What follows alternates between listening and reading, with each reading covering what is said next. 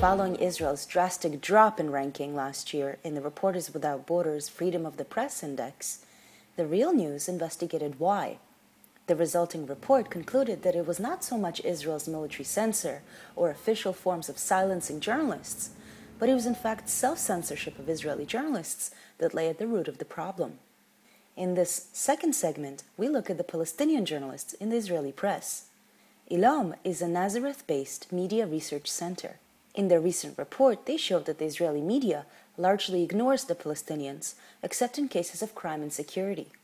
The report concluded that the Hebrew press in Israel was in desperate need of more Palestinian journalists. Amal Jamal is the center's director and head researcher. What percentage of Israeli journalists are Palestinian? Very, very small. Very, very small. We are talking about around 10 to 12 Israeli journalists in the entire Israeli media. Have there ever been in the history of the country senior editorial positions that were Arabs? There were Arabs. In the Israeli media? No. No. Faiz Abbas was a veteran Palestinian journalist who worked for Israel's biggest circulation paper, Yediot Achronot. הדור שלי, הדור הוותיק שעבד המון שנים בתקשורת העברית, אני חושב שהוא חיפש להביא את הסיפורים של המגזר הערבי, את המצוקות בעיקר, וגם את ההצלחות. The paper's editor published an editorial stating that the life of civilians in Lebanon is not worth as much as the life of one Israeli soldier. Despite 13 years at the paper, Abbas quit in protest. והתפטרתי שאני לא מוכן לעבוד תחת בן אדם שקורא להרוג ילדים. לא משנה, הם לבנונים, פלסטינים, אבל אני חושב שזה עוד לא קרה. שעורך עיתון הולך לכתוב מאמר שבו קריאה לשחוט ילדים. עברת לא רק לתקשורת ערבית, אלא עברת לרמאללה. נכון. זה מייצג, לפי דעתי, זה מין סמל חזק מאוד. אז סמל של מה? זה סמל של אתם לא רוצים אותנו? Fuck you. Today, in Israeli TV news, there's only one Palestinian reporter, Furat Nassar. In the printed press, there's only one journalist, Jackie Khoury, who writes for Haaretz. הכניסה שלי לתחום העיתונות בעברית התחילה בכלל בעיתון מקומי, באזור הגליל המערבי, זה בצפון ישראל, ומשם בעצם הגיעה הצעה של עיתון הארץ שאני אסקר להם את אזור הצפון. זאת אומרת, כל מה שיש בצפון, יהודים וערבים, וזה התבטא יותר במלחמת לבנון השנייה, שהייתי הכתב המרכזי שלהם באזור הצפון, זאת אומרת, להגיע לזירה של נפילות טילים, לאירועים קשים אצל יהודים ואצל ערבים. Most Arabs work as reporters. Most Arabs work as reporters, and usually, of course, on Arab affairs. What is this topic, Arab affairs? Well, this is a creation of the Israeli media. For instance, when we talk about environmental issues, and we're talking about Nazareth, for instance, why environmental issues of Nazareth are not covered in the general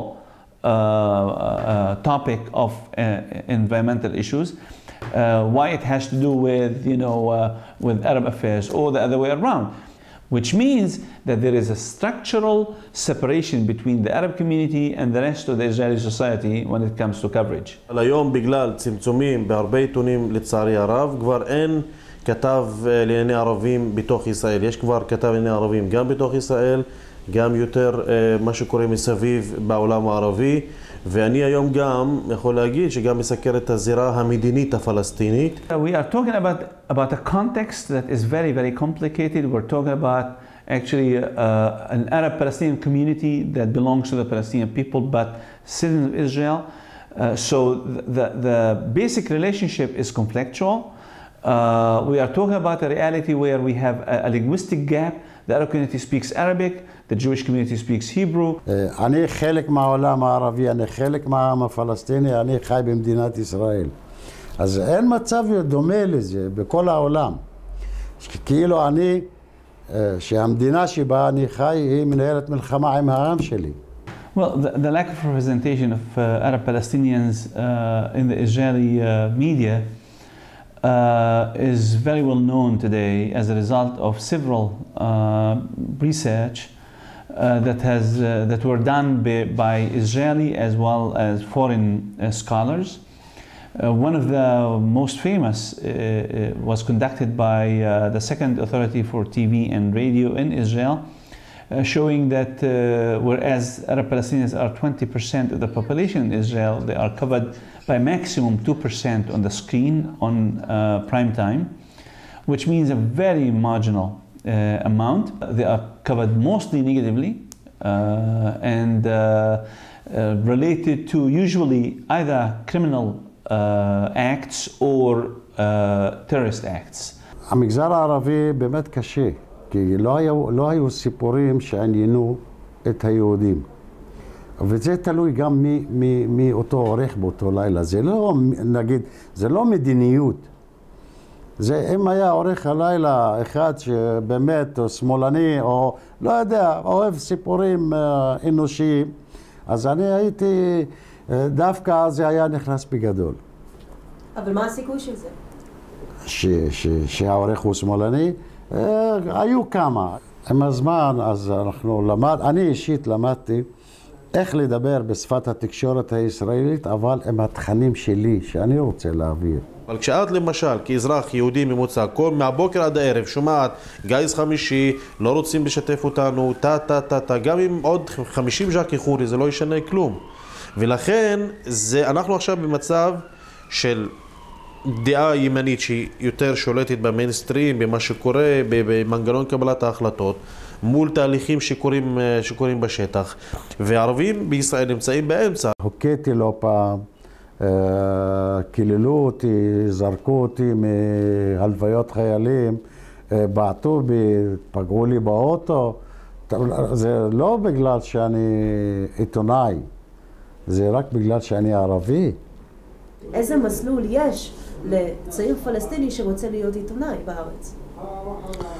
תראי, אין לו הרבה אפשרויות להיות עיתונאי לערבי, אלא אם הוא באמת מוכשר, ומוכשר מאוד. Most of the Israeli prominent journalists have experienced working as journalists in the army radio, and being educated by the army radio, and later on leaving the army radio after the military service and going and being integrated in the regular media. Since the Arab citizens of Israel don't serve in the Israeli army and have no access to such option, they are excluded completely from this tradition. And therefore, if the channel to be integrated in the Israeli media comes through their experience in the military radio, Arabs cannot have this option at all. לצערי הרב, בגלל המסלול שמאוד קשה היום, הרבה חבר'ה בכלל נרתעים. אנחנו לא צריכים לספר את הסיפור של האפליה לציבור הערבי, אנחנו צריכים לספר את זה לציבור הישראלי, ובעיקר גם למקבלי ההחלטות. אם פעם בשבוע מכניס כתבה על המצוקה של הערבים, אם זה בצפון או אם זה בדרום, אז זה מאוד חשוב לי. זה מה שהנחה אותי, לשרת את האוכלוסייה שבאמת שאני רוצה לעזור לה. ואם את שואלת אותי מה הכתבה הכי עדיפה בעיניי, זה להביא סיפור זועק של אפליה, של גזענות, שאני אביא אותו ואציג אותו מעל דפי העיתון או באתר האינטרנט. למה? כי במטרה, קודם כל צריך לחשוף את הדברים האלה, אי אפשר כל הזמן להסתיר ותכף להגיד שהכל ורוד, וזה משהו שמציף מה שקורה במציאות, מה שקורה בתוך החברה הזאת. ואם אתה לא תסקר את זה, מי יסקר את זה? בתקשורת הישראלית כמעט אף אחד. For the Real News, I'm Leah Tarachansky in Tel Aviv.